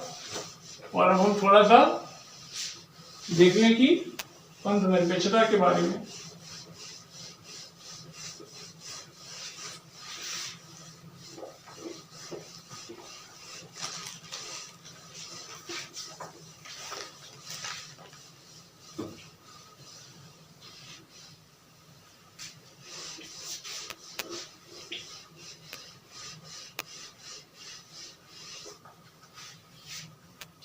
एक चीज और हम देख रहे हैं कि हम बात कर रहे थे पंथ निरपेक्षता की। कुछ लोग, हम जानते हैं कि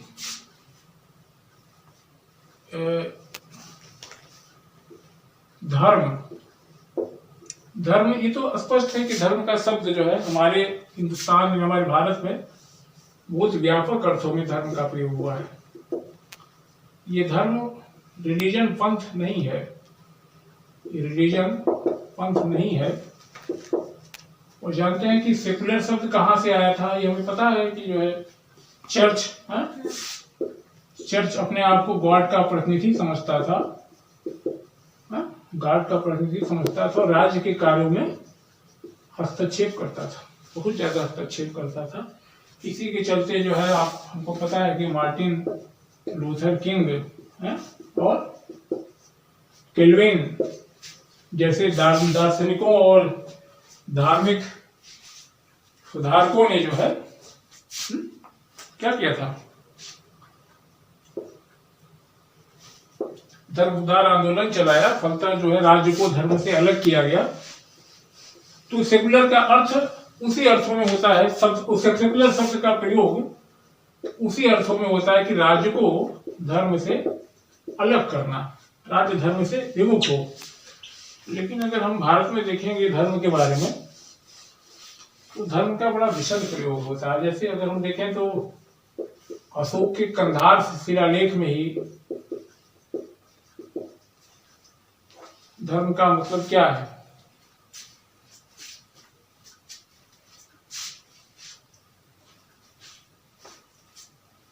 धर्म का मतलब है आध्यात्मिक शक्ति, दया, कर्तव्य आदि अर्थों में प्रयोग किया गया है। और हम देखते हैं कि धर्म क्या कहते हैं, धार्यते इति धर्मः, जो धारण करे वही धर्म है। धार्यते इति धर्मः, जो धारण करे वही धर्म है। और धारण करने योग्य क्या है, धारण करने योग्य क्या है, क्या है, सत्य है, अहिंसा है, अस्तेय है, अस्तेय, अपरिग्रह, और क्या है, सदाचार है, शौच है, शौचम शुद्धि, दान, ये सारी चीजें धारण करने योग्य बताई गई हैं। और सारे जप तप विधि निषेध, यज्ञ,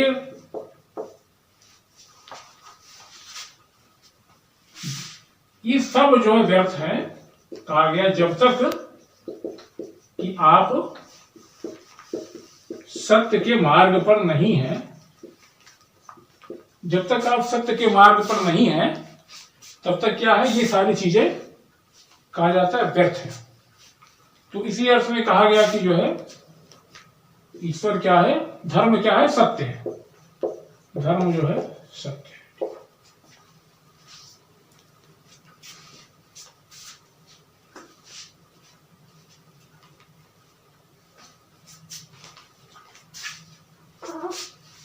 और धर्म की परिभाषा हम देखें क्या होती है। धार्यते इति धर्मः, धर्म क्या है, कहते हैं परहित सरिस धर्म नहीं भाई। तो गोस्वामी जी ने कहा कि सबसे बड़ा धर्म क्या है, परहित है, दूसरों का उपकार। कहता अहिंसा परमो धर्म, अहिंसा परमो धर्म। और क्या कहता है, और क्या कहा जाता है, अहिंसा परमो धर्म। और क्या कहते हैं, ठीक है। और बताइए, और धर्म की एक सुंदर परिभाषा मनु महाराज ने दी है। वो क्या कहते हैं,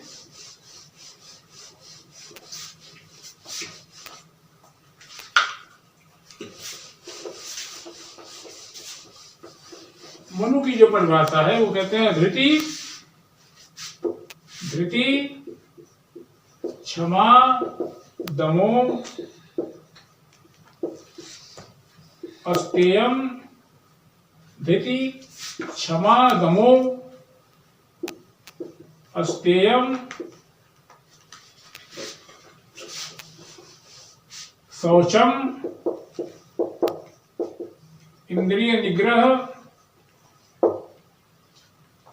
और क्या है, धीर विद्या,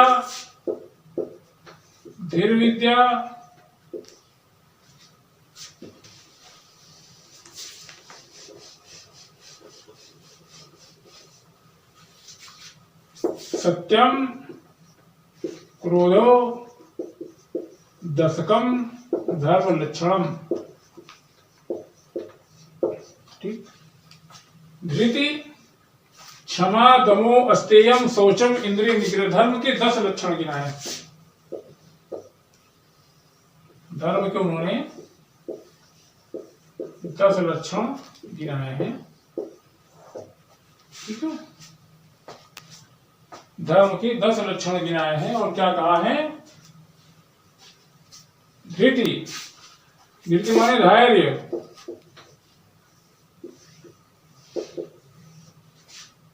उन्होंने कहा धृति धैर्य, और क्षमा दमन।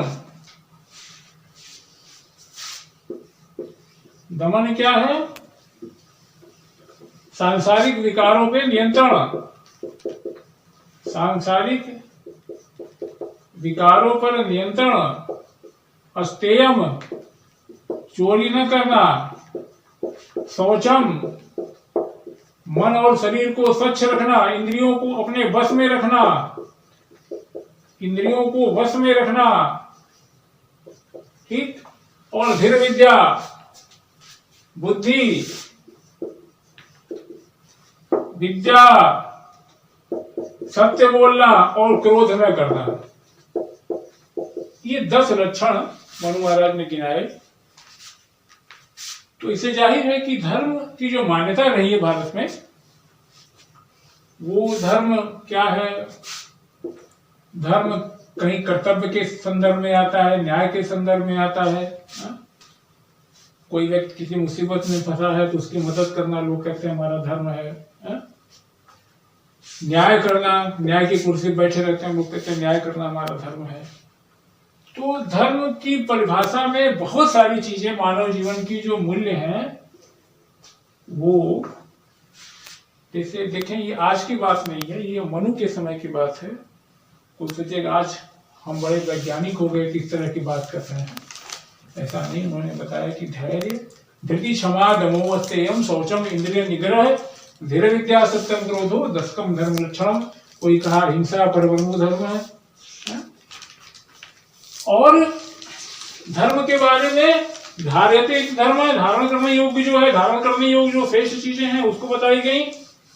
और वैदिक ऋषियों ने क्या कहा है, वैदिक ऋषियों ने धर्म के बारे में कहा, वैदिक ऋषियों ने कहा है धर्म के बारे में, हमारे मनीषियों ने, कि व्यक्ति स्वयं और सृष्टि के, स्वयं एवं सृष्टि के कल्याण के लिए किए जाने वाले समस्त कृत्य जो है क्या है, धर्म है। ये बड़ी विशेष परिभाषा है।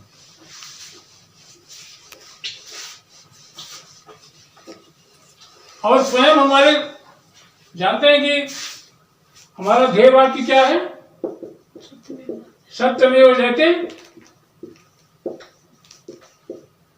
सत्यमेव जयते क्या है, नानृतम।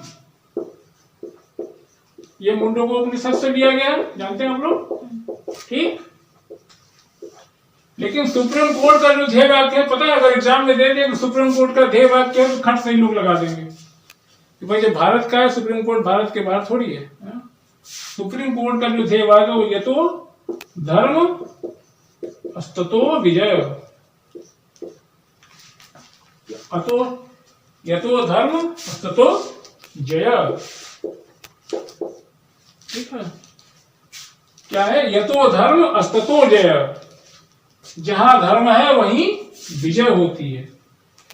यहां भी देखिए धर्म की परिभाषा कितनी विशद है। ये धर्म को व्यापक रूप में देखने की बात है। गांधी जी ने क्या कहा अपने समय में, अच्छा सत्य, गांधी जी ने कहा ईश्वर, पहले क्या कहा, ईश्वर ही सत्य है। धर्म इसकी बात हो, बापू की बात न हो तो फिर निरर्थक हो जाएगा। पहले गांधी जी ने क्या कहा था, ईश्वर ही सत्य है। बाद में उन्होंने देखा कि सारे अपने ईश्वर को बड़ा करने के चक्कर में लड़ने कटने लगे। उन्होंने अंत में क्या कहा, स्थापना कर दी, सत्य ही ईश्वर है। ये गांधी जी की खोज थी, सत्य ही ईश्वर है, सत्य ही ईश्वर है। और धर्म को वो जो है वो मानवीय मूल्य मानते थे। मानवीय मूल्य, ये वैल्यूज हैं, इसमें क्या आता है, प्रेम, करुणा, दया, प्रेम, करुणा, दया, परोपकार, ये सारी चीजें जो मानवीय मूल्य हैं ये धर्म के अंतर्गत आते हैं। गांधी जी ने कहा सत्य ही ईश्वर। अब सवाल उठता है सत्य क्या है, सत्य, सत्य हितम, जो कल्याण करने वाला है। सत्य बोलने वाला मनुष्य जो होता है वो जगत के कल्याण के लिए सत्य बोलता है। और सत्य क्या है, किसी ने कहा सत्य ईश्वर है, सत्यम शिवम सुंदरम, सत्य शिव है, शिव सुंदर है। और सत्य जो जैसा है उसको वैसा ही देखना एक तरीके से सत्य है। जो है वह जो आज है वो सत्य क्या है, जो कल था आज है वो कल रहेगा। सत्य क्या है, जो आज था, आज है कल था, हाँ, जो आज है कल था और कल रहेगा। असत्य क्या है, असत्य आज है कल नहीं था और कल नहीं रहेगा। कहने का मतलब कि दो न होने के बीच में एक होना असत्य है। तो ये इतनी परिभाषा पे हम न जाए। हमारा कहने का मतलब इतना था कि वाकई में आप इन चीजों से समझ गए होंगे कि मनु जी ने जैसे कहा, क्या कहा, धर्म के 10 लक्षण जो गिनाए, क्या गिनाए, याद है? धृति क्षमा तपोस्तेयम शौचम इंद्रिय निग्रह धीर विद्या सत्यम क्रोधो 10 धर्म लक्षणम। वैदिक ऋषियों ने कहा जीवन स्वयं और संसार के कल्याण के लिए किए जाने वाले सारे कृत्य धर्म है। तो धर्म की परिभाषा वाकई विशद है, और ये जो पंथ शब्द है ये रिलीजन का वाकई में ट्रांसलेशन है। जब हम पंथ की बात करते हैं तो पंथ में क्या होता है, एक गॉड होता है, एक उसकी पवित्र पुस्तक होती है, एक पूजा पद्धति होती है, और इसका अल्टीमेट डेस्टिनेशन होता है। जैसे अगर हम ईसाई धर्म की बात करें तो प्रभु यीशु गॉड हो गए, बुक क्या हो गई, बाइबल हो गई, पूजा पद्धति क्या हो गई, चर्च पे जाकर के क्या करते हैं, प्रेयर, और अल्टीमेट डेस्टिनेशन क्या हो गया, क्या, जेरूसलम। इस्लाम की बात करें एक सेक्ट है तो मोहम्मद साहब, पवित्र पुस्तक क्या हो गई, कुरान, पूजा पद्धति क्या हो गई, नमाज रोजा, अल्टीमेट डेस्टिनेशन मक्का मदीना। इसी तरीके से अगर सिख पंथ की बात करें तो गुरु नानक, बुक क्या है, गुरु ग्रंथ साहिब, पूजा पद्धति क्या है, अरदास, अल्टीमेट गॉड कहाँ है, अमृतसर। इसी तरीके से लेकिन हिंदू धर्म जो है, हिंदू धर्म में अनेकों भगवान देवी देवताएं, अनेकों पुस्तकें, अनेकों पूजा पद्धतियां, अनेकों डेस्टिनेशन, कहीं बाजार है, कहीं पीर है, कितने करोड़ों देवता हैं। तो सुप्रीम कोर्ट ने अपने जजमेंट में कहा है कि Hinduism is a way of life. तो कहने का मतलब इतना था कि रिलीजन का वाकई में जो ट्रांसलेशन है वो धर्म की जगह पंथ करने के लिए ही ये चर्चा परिचर्चा होती रहती है। और ये बात सही है कि धर्म का व्यापक अर्थ हुआ है, व्यापक अर्थों में प्रयोग हुआ है। और लेकिन यहां एक बात एकदम स्पष्ट कर दें कि सुप्रीम कोर्ट ने ये साफ साफ कहा है कि आर्टिकल 25 से 28 में जो धर्म है वह यह विशद अर्थ वाला नहीं है। धर्म का मतलब जो है वैयक्तिक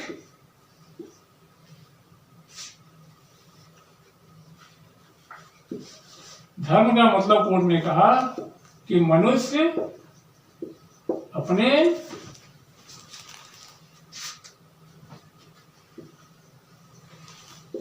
ईश्वर से अपने आध्यात्मिक कल्याण हेतु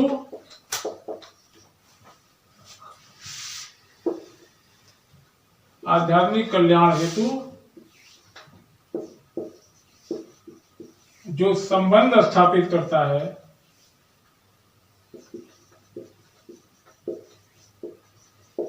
वही धर्म है। मनुष्य अपने आध्यात्मिक विकास के लिए जो अपनी आस्था के अंतर्गत जो अपने ईश्वर से संबंध स्थापित करता है वही धर्म है। धर्म क्या है, एक तरीके से वैयक्तिक विश्वास है। धर्म एक जो है पर्सनल बिलीफ है जो कोई व्यक्ति अपने आध्यात्मिक उन्नति के लिए अपने ईश्वर से संबंध स्थापित रखता है करता है। यही वही धर्म है। धर्म का मतलब इतना ही है। वो जो धर्म की इतनी व्याख्या हो रही थी वो चलती रहेगी अपनी जगह। हम जब धर्म की बात करेंगे तो क्या करेंगे, व्यक्तिगत विश्वास की बात करेंगे। और क्या करेंगे, व्यक्तिगत विश्वास। धर्म जो है व्यक्तिगत विश्वास है जो ईश्वर और व्यक्ति के बीच में संबंध स्थापित करता है। धर्म वैयक्तिक विश्वास है जो व्यक्ति और ईश्वर के बीच संबंध स्थापित करता है। या ये कहिए कि मनुष्य कि वो जो अपने भीतर की आस्था है उसके चलते वह अपने आध्यात्मिक उन्नति के लिए जो ईश्वर से संबंध स्थापित करता है वही धर्म है। उसका इतना ही मतलब है। जो धर्म को इतनी परिभाषा दी गई है वो चलती रहेगी अपनी। यहाँ धर्म का इतना ही मतलब है। इसका सीधा से मतलब था। और अब हम इसको देखने के बाद अब हम देखेंगे आगे कि क्या ये प्रेम्बल या उद्देशिका संविधान का भाग है या इसमें संशोधन किया जा सकता है, और ये हम दूसरे दिन देखेंगे। ठीक है, ओके, जय हिंद। बहुत देर हो गया।